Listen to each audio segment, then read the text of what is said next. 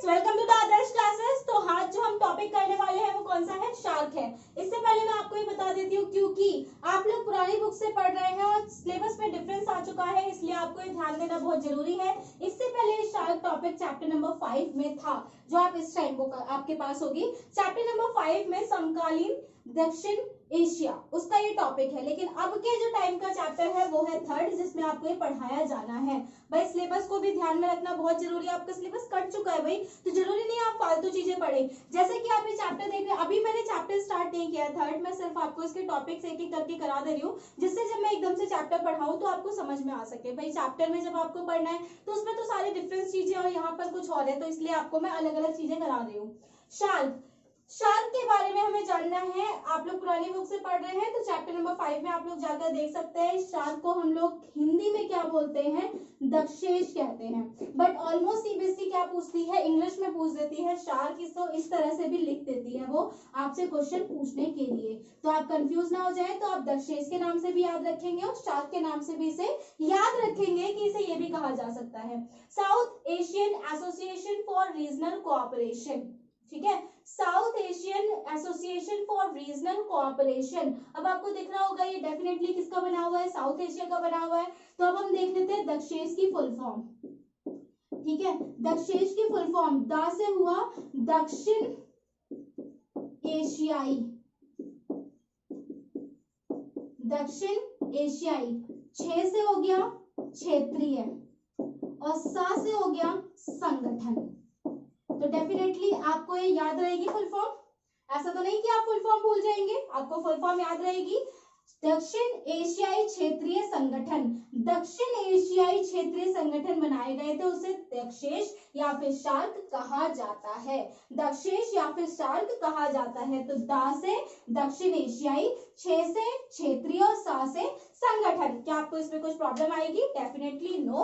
आप लोग यही कहेंगे कि नहीं मैम हमें कोई प्रॉब्लम नहीं आएगी, क्योंकि आपको दक्षेश के नाम से ही इसकी फुल फॉर्म याद रहेगी। अगर हिंदी में याद नहीं भी रहती है तो आपको इंग्लिश में याद रहेगी दक्षिण एशियाई क्षेत्रीय संगठन, south Asian association for regional cooperation. अब इसके बारे में हम ये जान लेते हैं कि ये कब स्टैब्लिश हुआ था। तो ये स्टैब्लिश हुआ था 8 दिसंबर 1985। ठीक है, 8 दिसंबर 1985 को इसे क्या किया गया था? स्टैब्लिश किया गया था। नेपाल के राजा थे, नेपाल के एक राजा थे जिन्होंने इसके बारे में कहा था कि भाई नेपाल के राजा ने कहा कि हमें ऐसा कोई संगठन बनाना चाहिए जो एक दूसरे की क्या कर सके? सहयोग कर सके, एक दूसरे का क्या कर सके? सहयोग। तो उन्होंने इसके बारे में बताया, इसीलिए आपको ध्यान रखना है इसकी राजधानी, इसका मुख्यालय कहाँ है? नेपाल की राजधानी काठमांडू में इसका क्या है? नेपाल की राजधानी काठमांडू में इसका क्या है? मुख्यालय। ठीक है, तो अगर हम स्टैब्लिश की बात करें तो ये स्टैब्लिश कब हुआ था? 8 दिसंबर 1985 को।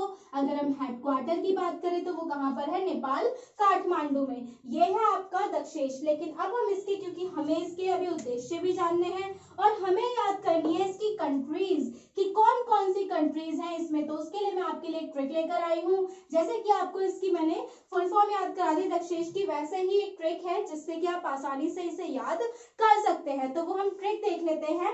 अब आपके सामने इतना तो आपको याद हो गया, दक्षेश क्षेत्रीय, जल्दी बोलो, दक्षिण एशियाई क्षेत्रीय संगठन, ये क्या है? दक्षेश है, सार्क है। और ये कब इंग्लिश में क्या कहेंगे? साउथ एशियन, एस से क्या है? South Asian association for regional cooperation, ये किसकी है? इंग्लिश में है। इसे स्टैब्लिश कब किया गया है? 8 दिसंबर 1985 को। इसे कब स्टैब्लिश किया गया था? 8 दिसंबर 1985 को। और इसका हेडक्वार्टर कहाँ पर है भाई? नेपाल काठमांडू में इसका क्या है? हेडक्वार्टर है। अब आपको देखना है इसका, क्या देखेंगे आप? MBBS pen. हम ये ले लेते हैं इसकी ट्रिक। MBBS क्या है भाई? पेन है। भाई इतना आसान नहीं होता है MBBS करना, उसको काफी पेनफुल होता है, इसलिए मैंने आपके लिए लिया है MBBS पेन। अब M से क्या आएगा? मालदीव। ठीक है, क्या आ जाएगा? मालदीव। जल्दी बताओ भाई, B से क्या हो सकता है? भूटान। सही बात है, बी से क्या हो सकता है?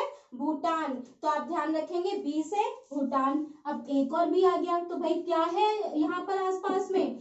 बांग्लादेश। क्या है? बांग्लादेश। देश, तो आप ध्यान रखेंगे बी से बांग्लादेश। अब एस से हमारे पास क्या है, डेफिनेटली श्रीलंका, ठीक है, श्रीलंका। ऐसे हमारे पास ये क्या है, श्रीलंका। तो एम से दे सकते हैं आप मालदीव, बी से भूटान, बी से बांग्लादेश, एस से श्रीलंका। अब यहाँ पर हम लिख लेते हैं पेन।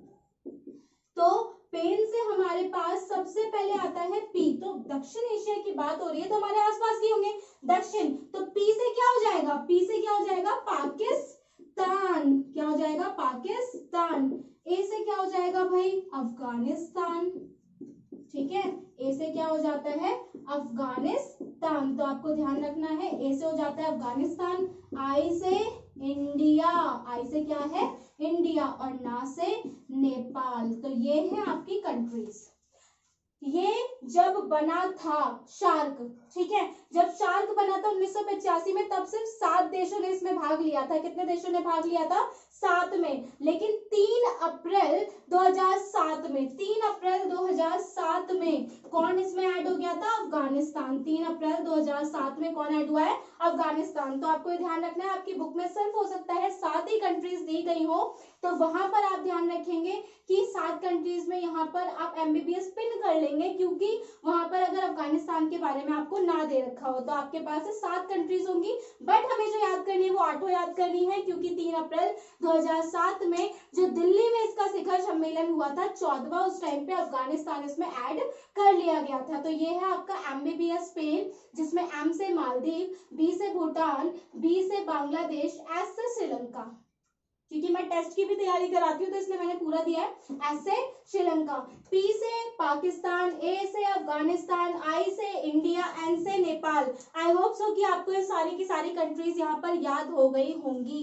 अब ये जो संगठन था ये क्या था, दक्षिण 7 देशों का संगठन था। अगर आपके सिलेबस के एनसीईआरटी ने क्योंकि चेंज ना किया हो तो आप लिखेंगे दक्षिण 7 देशों का संगठन था, और इन 7 देशों ने मिलकर, अब यहाँ तो आपको 7 देश पता चल गए, तो श्रीलंका, मालदीव, भूटान, पाकिस्तान, नेपाल, इंडिया, बांग्लादेश, इन 7 देशों ने मिलकर कहा कि इन 7 देशों के लोगों के, ठीक है, इन 7 देशों के लोगों के कल्याण के लिए, क्योंकि हमें क्या देखना है, इनका कल्याण देखना है, कल्याण के लिए आर्थिक, सामाजिक, सांस्कृतिक, आर्थिक, सामाजिक, सांस्कृतिक, यहाँ पर लिखने की मुझे जरूरत है या फिर आप लोग ऐसे याद रखेंगे, मैं यहाँ पे सामने काम करूंगी।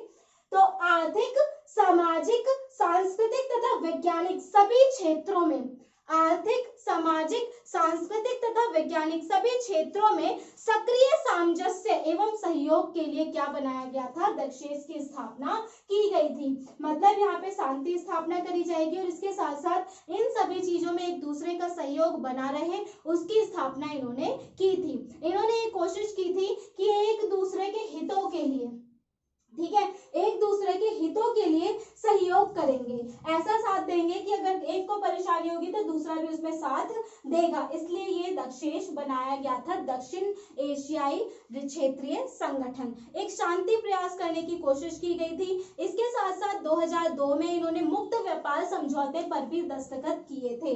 इन्होंने 2002 में किस पर दस्तखत किए थे, मुक्त व्यापार समझौते पर। 2002 में इन्होंने मुक्त व्यापार समझौते पर भी दस्तखत किए थे। मुक्त व्यापार समझौता लिख लीजिएगा, आपकी बुक में भी ये दे रखा होगा।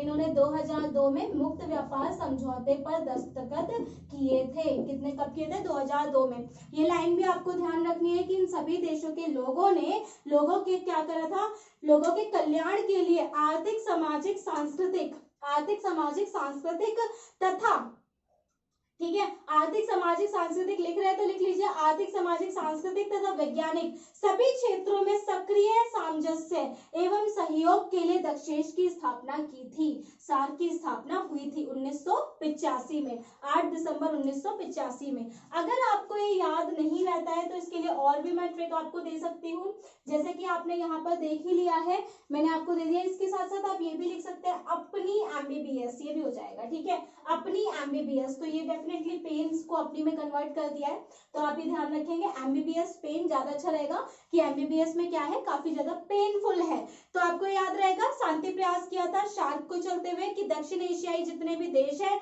वो एक दूसरे का सहयोग दे सके, एक दूसरे का साथ दे सके, एक दूसरे के हित के लिए खड़े हो सके, ये शांति प्रयास किया था इसमें। तो अभी आपको थर्ड चैप्टर की जब मैं पूरा एक साथ चैप्टर समझाऊंगी तो मुझे उसमें समझाना है आपको यूरोपीय संघ, आसियान, शार्क, ब्रिक्स, इसके साथ साथ राष्ट्र में आएंगे रूस, चीन, इजराइल, भारत, भाई ये सारे आएंगे आपके टॉपिक्स, तो वो हम पढ़ेंगे, लेकिन एक एक करके मैं आपके लिए बना दे रही हूँ। उससे पहले क्योंकि मुझे लाइव एक बार क्लास लेनी है और कुछ डिस्कशन करना है, उस डिस्कशन के बाद मैं पूरा चैप्टर आपके लिए लेकर आऊंगी, ठीक है। तो आई होप सो कि आपको अच्छे से समझ में आएगा। ज्यादा से ज्यादा शेयर करें जिससे सभी को ये हेल्प मिल सके और बाय ट्रिक वो आसानी से सबको याद कर सके। दक्षिण से याद हो गया, एमबीबीएस स्पेन याद हो गया, उसके नाम याद हो जाएंगे भाई डेफिनेटली। एम से मालदीव, बी से भूटान, बी से बांग्लादेश, एस से क्या होगा भाई श्रीलंका, इसके बाद पी से पाकिस्तान, ए से अफगानिस्तान, आई से इंडिया, एन से नेपाल। बहुत इजी हो जाता है याद करना, ठीक है। थैंक यू सो मच, ध्यान से वीडियो देखते रहे और आप अपना सहयोग हमें भी दे भाई। देखो सहयोग देकर ही तो सब कुछ बन रहा है, तभी सारी चीजें बन सकती है। Thank you.